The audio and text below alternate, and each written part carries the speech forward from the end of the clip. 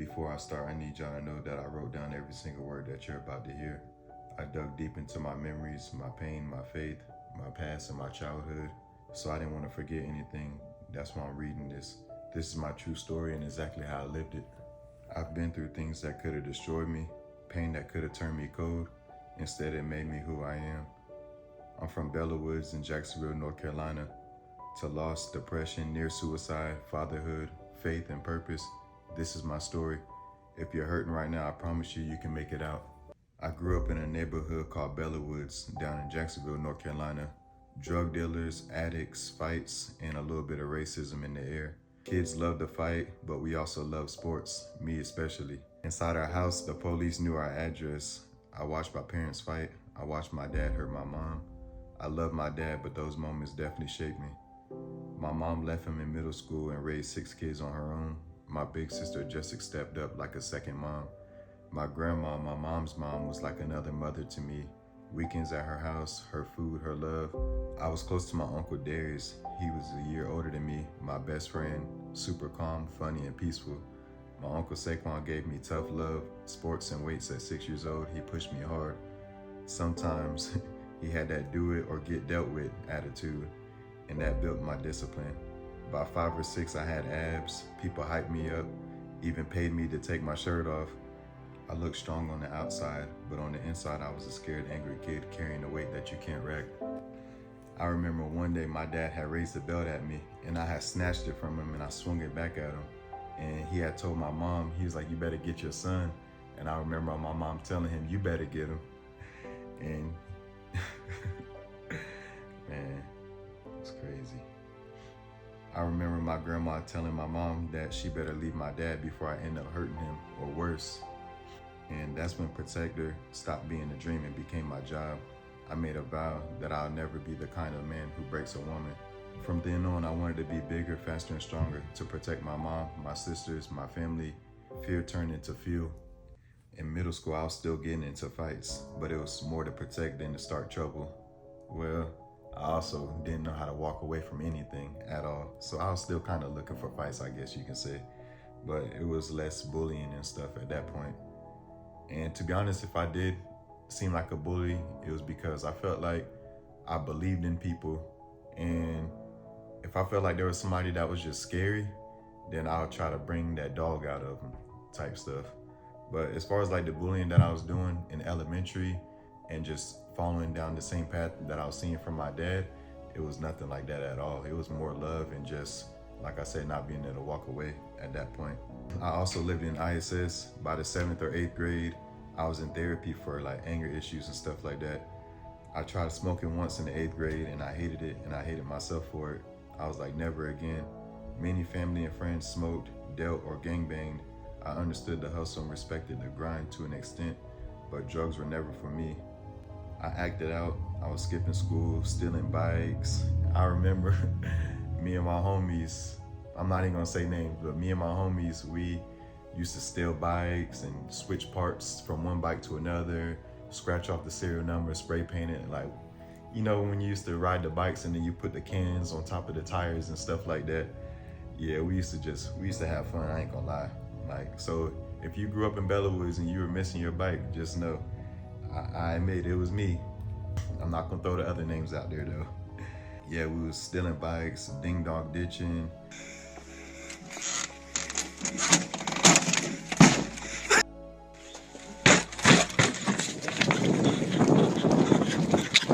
Chasing attention and just getting into early sexual stuff too young. For me at least, I started off way too young.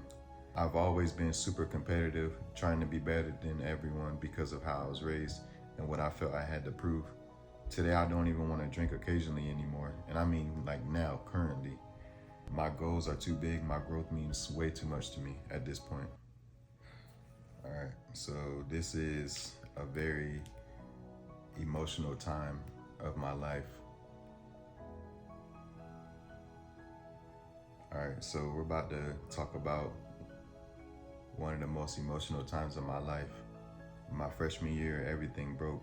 My Uncle Saquan, my Uncle Darius, and my cousin Jonathan, they all died together in a car crash.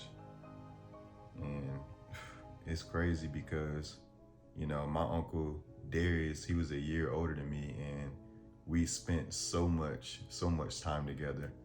I mean, like every weekend, dang near every weekend, literally, I was with him. He would either come stay with me at my mom's. That was my mom's little brother, like I mentioned earlier, or I would go all the way down to the country, called Maple Hill, to go to my grandma's, and I would stay with him, and she would always be cooking us some good food, and we used to always be having fun. Just, man, he was more than an uncle to me. That was my brother, my best friend. Like, man, to this day, I still just be thinking like, what would life be like if he was still here? But I things happen. It happens for a reason. And I mean, I may seem like I'm carrying it pretty well, but still to this day, it hits me. But I was supposed to be a part of that car crash. My uncle Saquan had came to my mom's house, and he had asked her if I could live with him. She told him no. If she would have said yes, I definitely would have been there right with them. And it's crazy because I was texting my uncle Darius that same day that they died. I still got the messages on Messenger and everything. And he told me that they were having fun, that he was having fun. So, it just seemed like a normal day of me just missing out on having fun with them, because like I said, I was so used to being with my uncle Darius or just training, getting ready for sports with my uncle Saquan. So, while they were out having fun and stuff, like I was just sitting at home at that time when I found out everything that I had found out.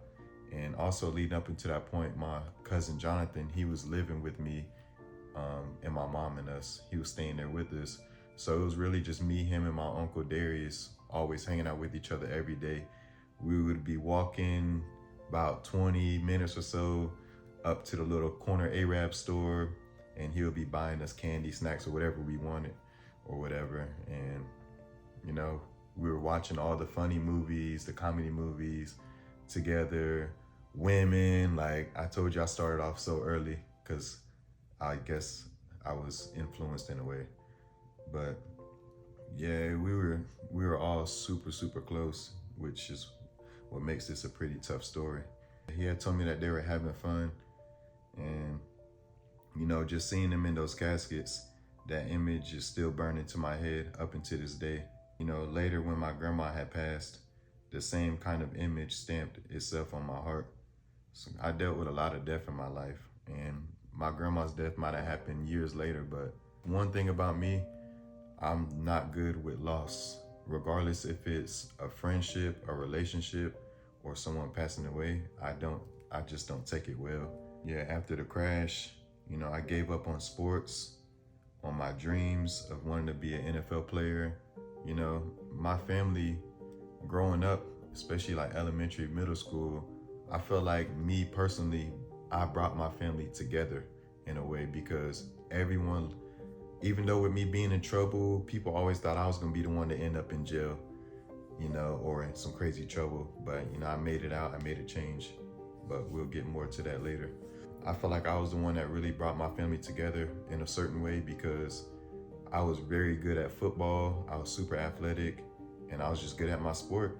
And everybody wanted to come support me, come watch. Everybody would get together, and just come watch me play. My uncle Darius, like we both looked up to each other. Like I said, we were like brothers. We were super close. I was the fighter, the protector and everything. I was the bully, but he was the person that kind of kept me at that soft side, like more at peace, more of a peaceful person. He wasn't into drama. He didn't like fighting. Like, he didn't like any of that type of stuff. He stayed away from it.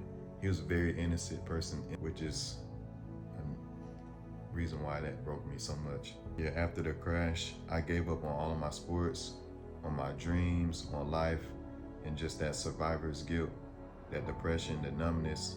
I thought about ending it plenty of times.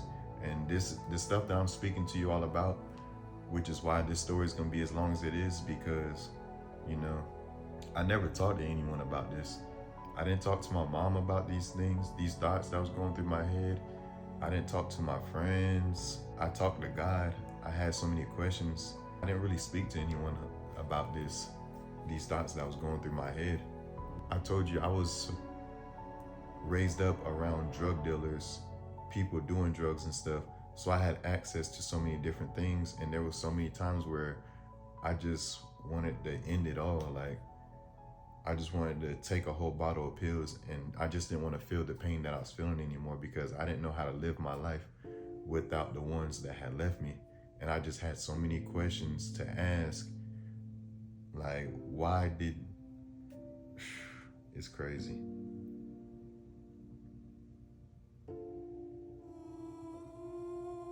I thought about ending it. I thought about overdosing. I was wishing and hoping for a car wreck. I wanted to get in a car wreck, and I wished I could trade places. In high school, I was definitely a class clown because, like I said, I gave up on everything. If I'm remembering right, I might have ran track my sophomore year of high school, or actually I think I might have skipped all sports my sophomore year of high school because, like I said, I couldn't take playing anything anymore. And my junior year, I had ran track and I played football.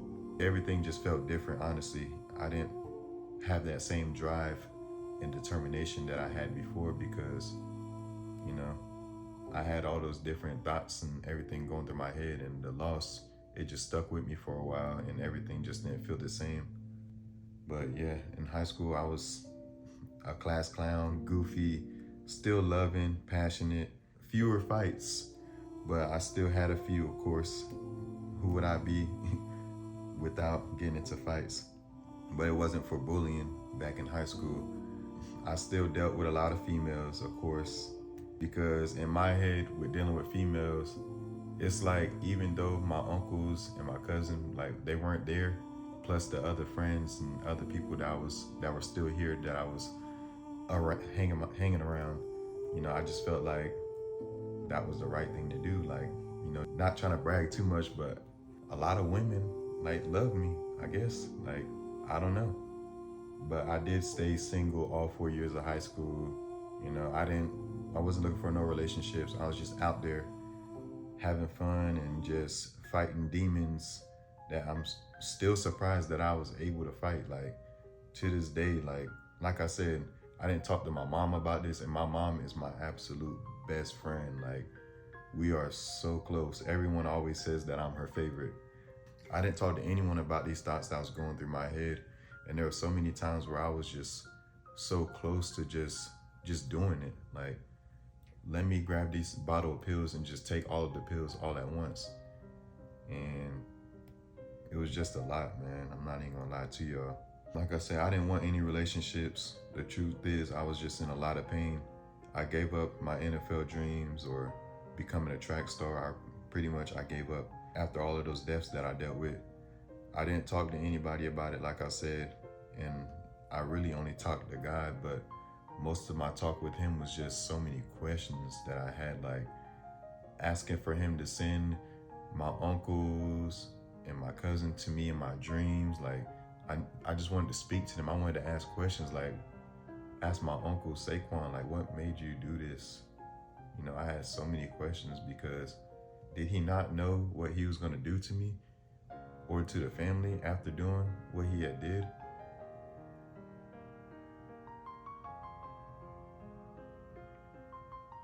But yeah, I had like so many questions. I just knew I couldn't get the answers.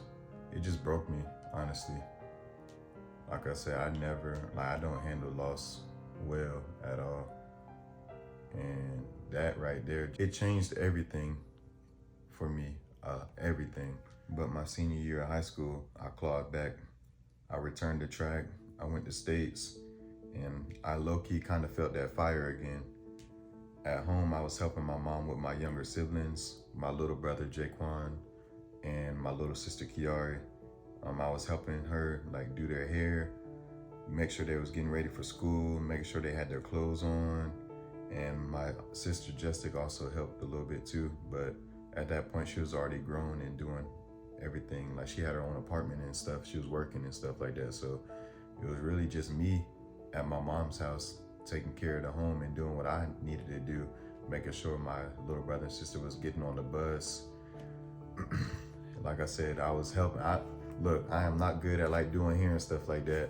even though I got 2 kids now and everything, but I was doing what I could. Like, I wasn't gonna let my little sister with all that hair go to school looking crazy. So while my mom was leaving super early for work, I'll make sure I get everything done that I could do, because my mom, she was a very, very hard worker. Like, man, she made sure we might not have a whole lot. Like, we weren't given vehicles, cars and stuff like that, but she made sure we had food, always had food. She always cooked,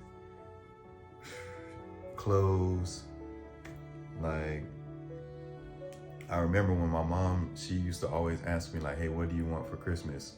And yeah, she would have went and splurged and bought me a whole bunch of different things, but I always told her, I said, Mom, let me just get these pair of shoes and that's it. I always asked her for like one simple thing, and she always ended up giving me more. And I guess it was because she said I was like not being greedy. I wasn't being greedy about the things that I wanted and stuff, because, you know, I actually understood everything that she was putting herself through to make sure that she could provide, make sure the bills were paid, make sure we had food on the table. She just had to, she was dealing with a lot. And like I said, she's been through a lot of pain and a lot of hurt.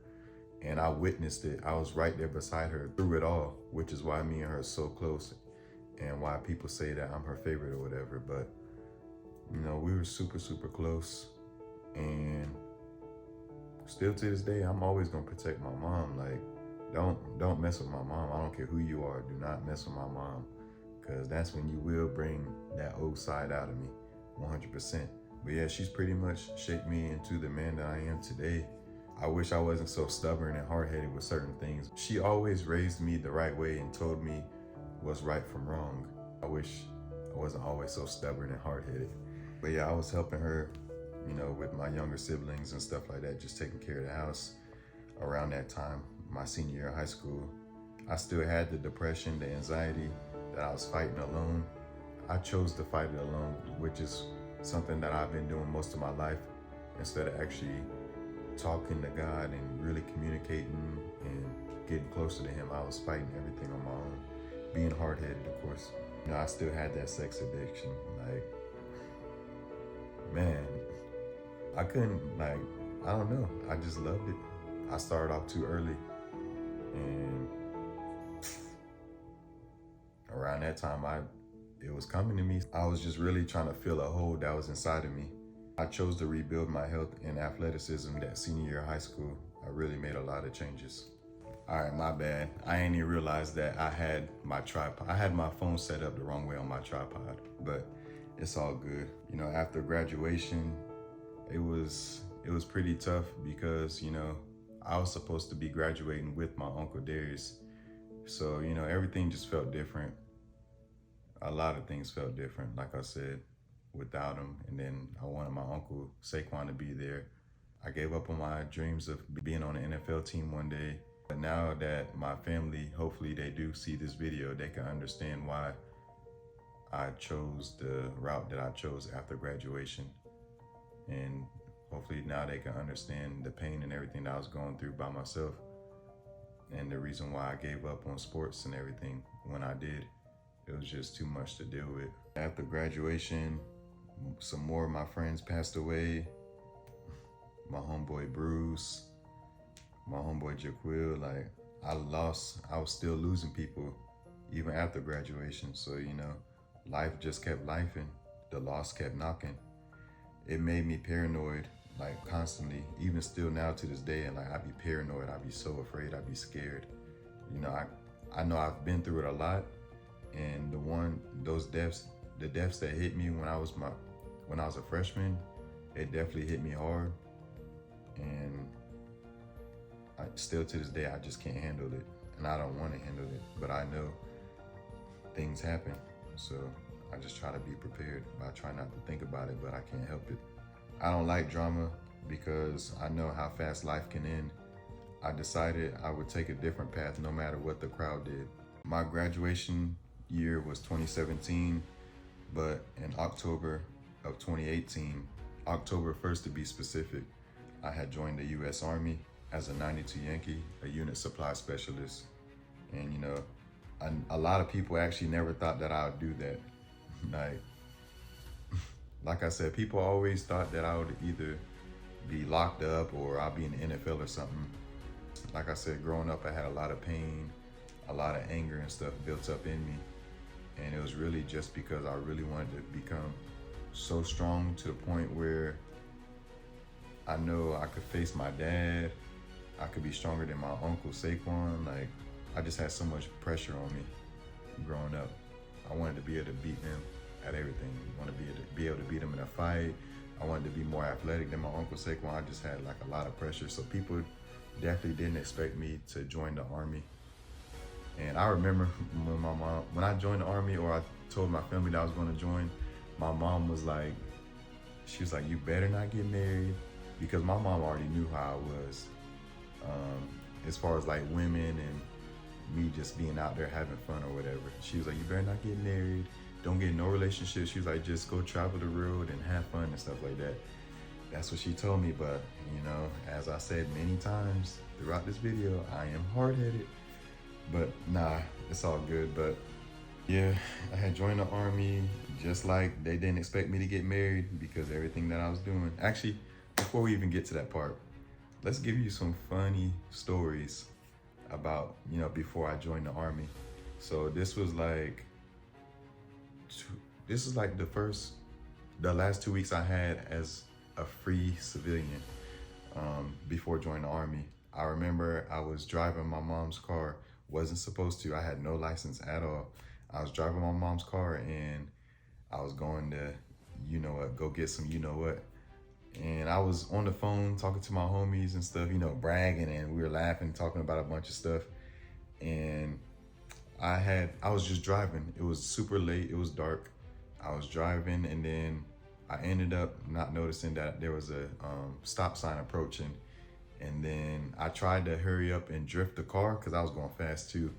But no, there was no way I was making out of it, because right as soon as you pass the stop sign, there's a ditch like right across the street.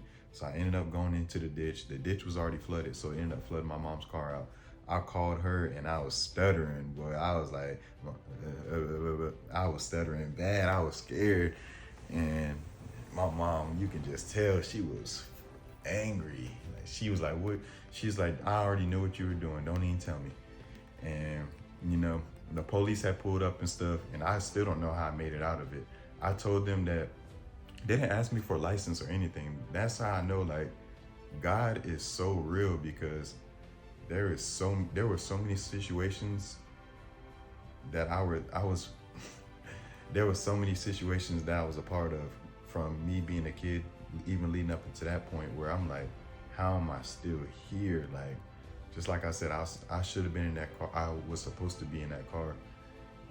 If it wasn't for my mom telling him that I couldn't live with him and stuff, like me wanting to kill myself, me fighting and dealing with that stuff on my own, like, it was crazy.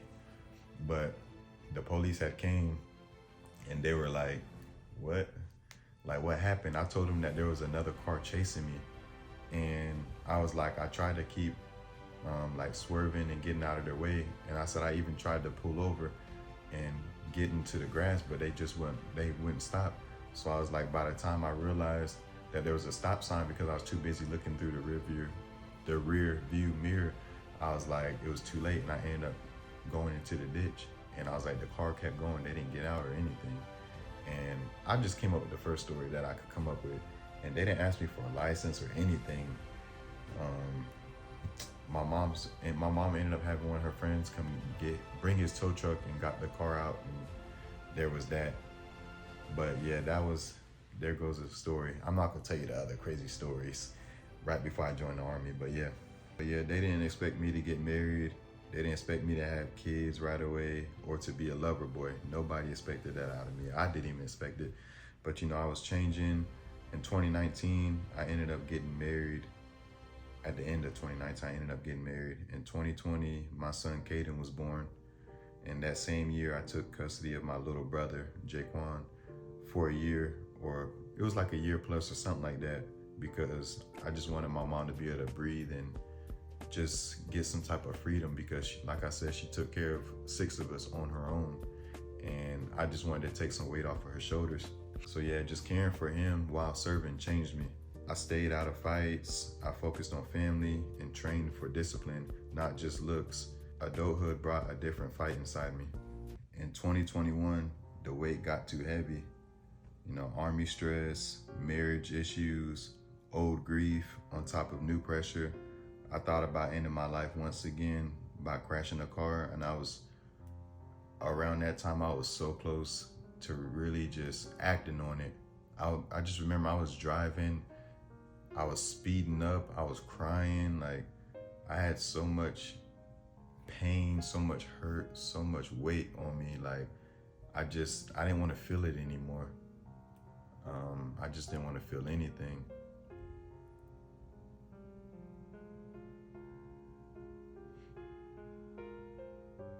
I was crying, I was empty, and I was just done. But God stopped me again. It's crazy how many times I felt like I couldn't take it no more. I didn't want to be here no more. And then God he gave me strength. Like I said, I've always been a fighter my whole life, but fighting in the streets is so different than fighting your inner demons and fighting the devil. It's so different.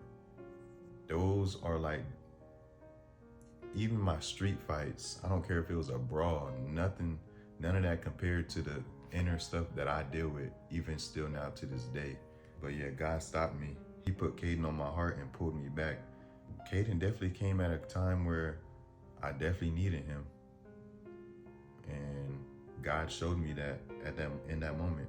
I ended up checking myself into the hospital, and they ended up keeping me there for a week. But that week definitely saved my life. I was going crazy in there, don't get me wrong, because I just never been isolated to the point where I couldn't leave and had people watching over me, examining me, and like all types of stuff. It was making me even more depressed, but I know I definitely needed it because I was going through a tough time. Like I said, at that time I was going through a lot. In 2022, my grandma Debbie Jean, my mom's mom, which was, like I mentioned already earlier, she was like another mom to me. She had passed away. That crushed me a lot. That definitely crushed me a lot because, I didn't get to see her as much as I wanted to leading up into her passing away. She used to always call me on my birthdays and leave me a voicemail singing me happy birthday and stuff, and I missed it. I still miss it, and her passing away definitely, it just did a lot to me. But I knew she was at peace because now she was able to meet her sons who passed away, my Uncle Saquan, my Uncle Darius. She was with them. So I knew she was at peace, but it really hurt me. That same year, I ended up medically retiring from the Army in September of 2022. And in October 2022 is when my daughter Hope was born. Life was heavy and beautiful at the same time. There was a lot of stuff going on with my marriage and,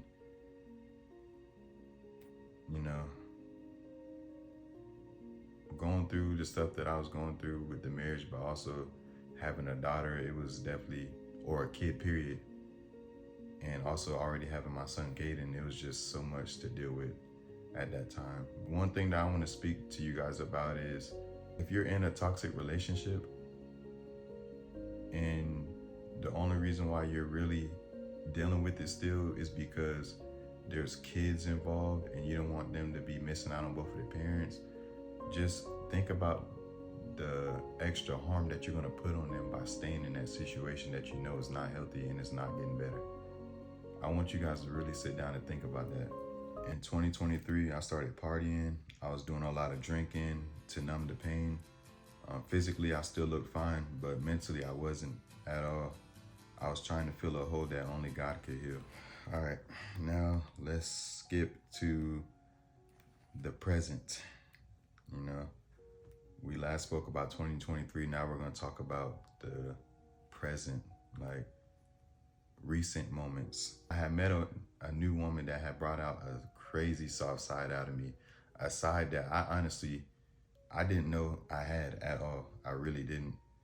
And people see me as someone that's strong, a protector, a coach, all these things. But even the strongest man has a soft side.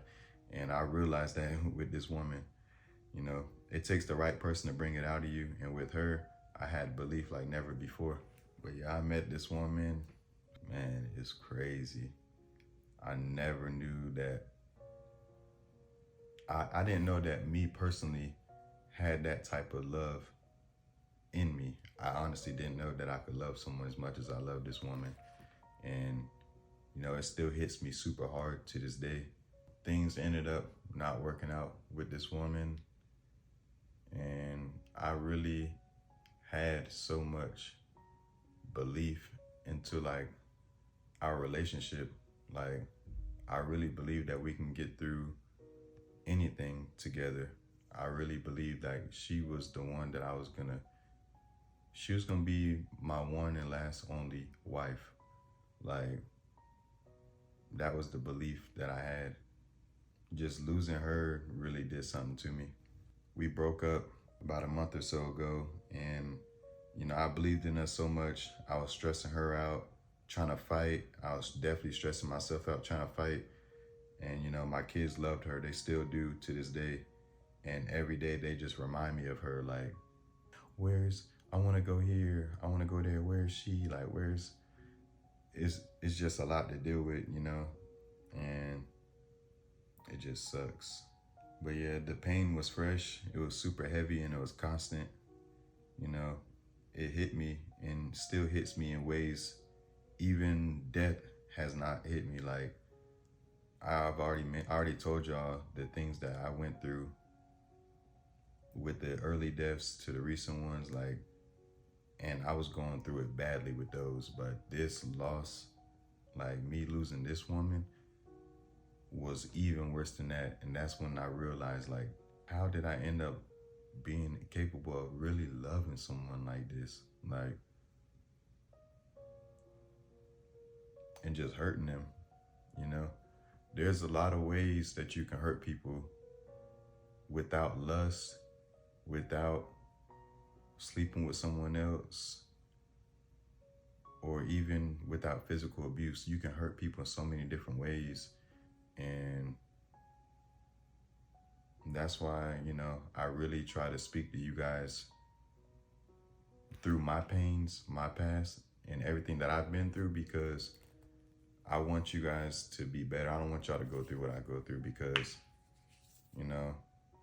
like I said, I really love this woman. Love, whatever you want to call it. I don't care. This is a real honest video. So like I said, everything that I'm telling you guys is from the heart and it's true. But the loss that I went through with this woman is something that still hits me to this day. But I'm starting to understand more and more, like, God had a reason. We both had healing to do still from our past relationships and situations. And I definitely have a lot of healing and growth to go through. So I'm preparing myself the right way this time with God. All those other extra distractions that I've been through or went through in the past, I'm not going through that again. There's no way of me feeling the emptiness that I have now without God. But yeah, we both have growing to do, and with him guiding us through it. We don't speak right now for certain reasons, but we're both definitely focusing on our spiritual growth, and I just feel like that's something that we definitely needed and what we need, and that's just the steps that I'm taking. Ever since the breakup, the devil, he's been coming for me super, super hard again, just like before, and he wanted me to go back to who I used to be. He wanted me to move the old way, fill the void in all the wrong places, and I almost gave in, but I stopped and I let God in fully. I got saved.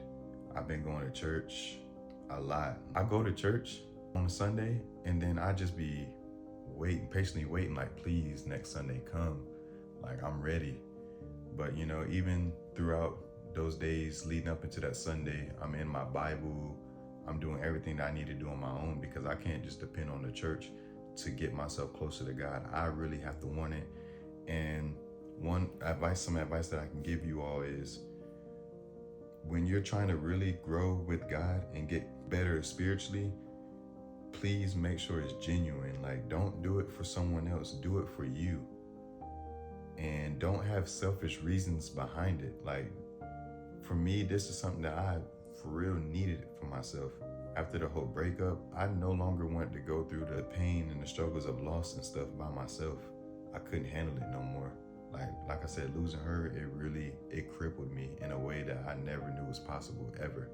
You know, I have two kids with another woman and stuff, and nothing compares to the love and everything and the belief and faith and everything that I had into this most recent relationship and most recent woman that I had in my life. But yeah, I ended up getting saved. I got baptized, and you know, I'm in church all the time. I read my Bible. I'm in therapy. Again, I'm not ashamed of it at all, honestly. You know, I learned time doesn't heal. Working with God definitely heals 100% because he saved me from a lot of situations. Right now, I'm choosing celibacy, patience, and just discipline. And like I said, at first, like after the breakup, you know, I mean, of course, I was still fighting, but I was really stressing her out with me fighting and also stressing myself out. And, you know, now I'm not gonna say more at peace because that would be me lying, but, you know, I am dealing with it a lot better.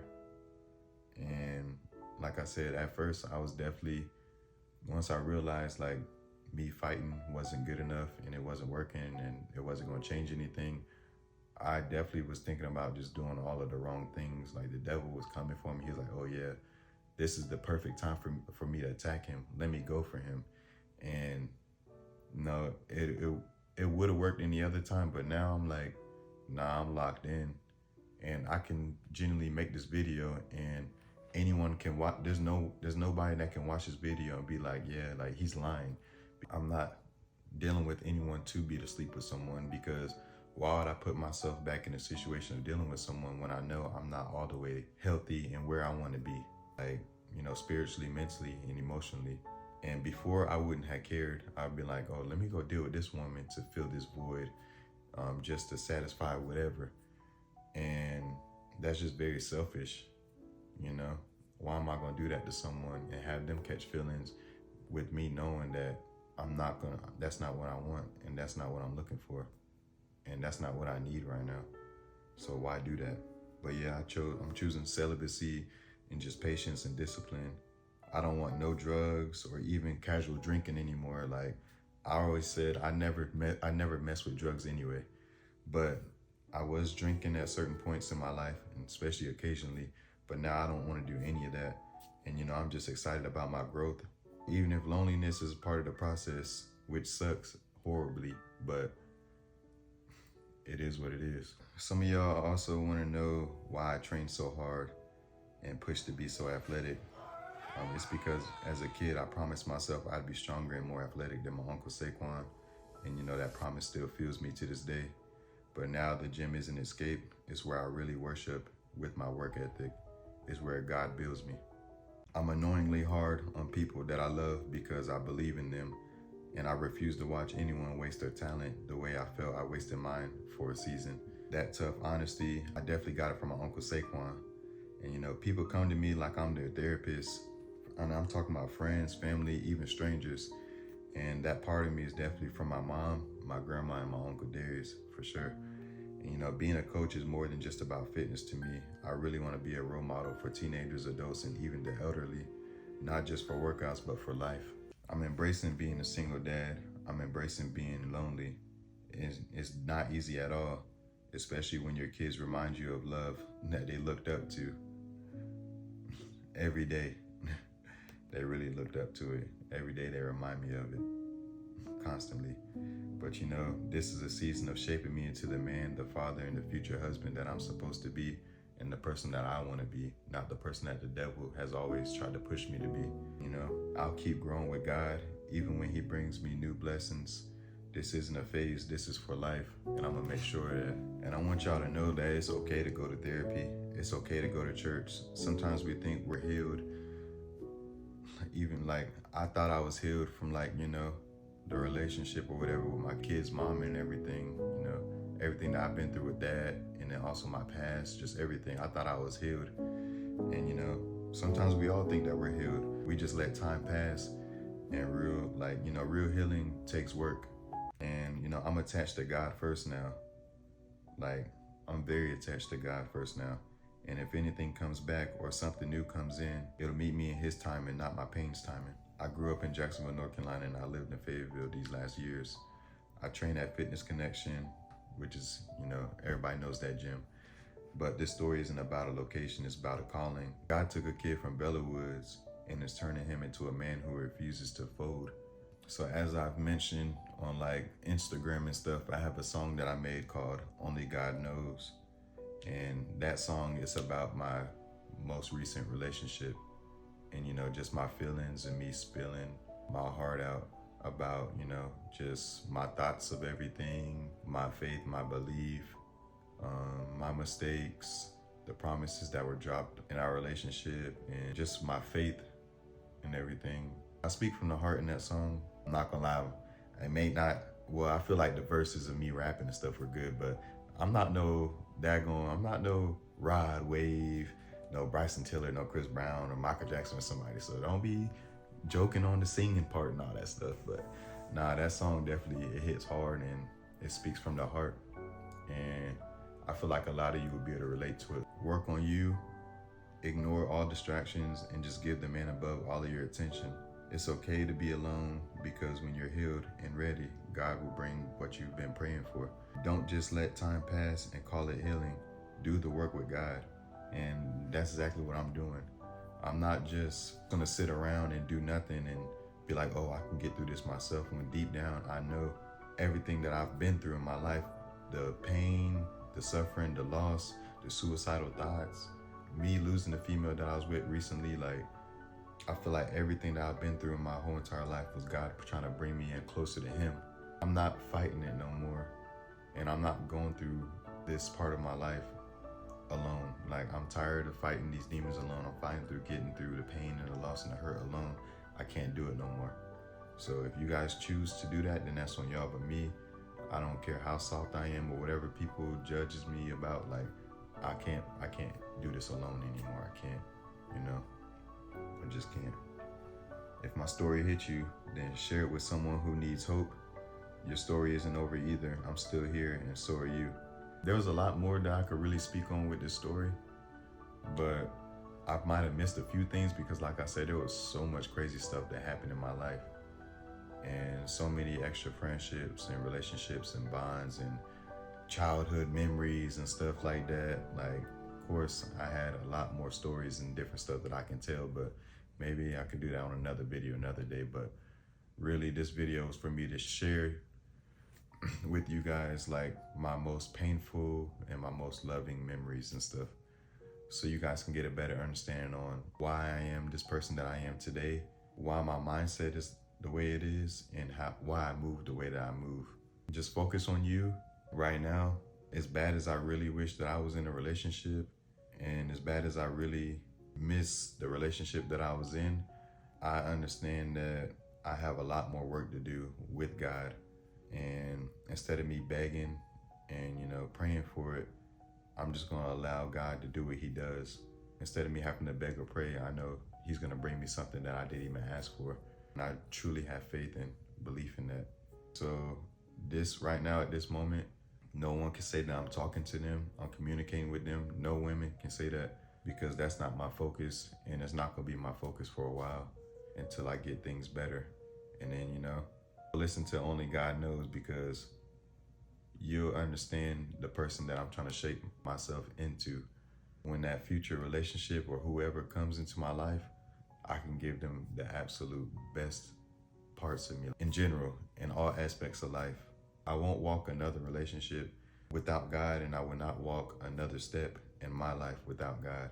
That's the type of timing that I'm on now. So, like I said, share this video with someone that needs the hope, And just remember, your story isn't over. I'm still here, and so are you. Yeah, they say fight for what you love, but don't lose your mind or break their peace doing it. Funny how losing someone alive feels like mourning the dead.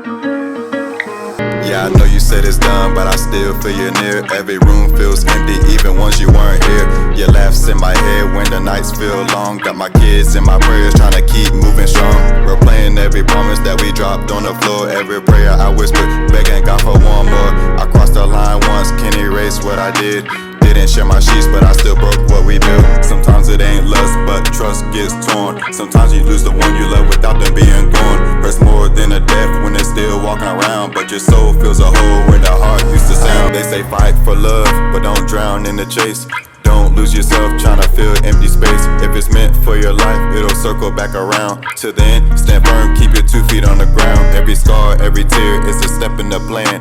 God still molding me into a better man. This pain won't break me, it just paves the road to the love and the life my faith can hold. Where would I be if love like yours never reached me?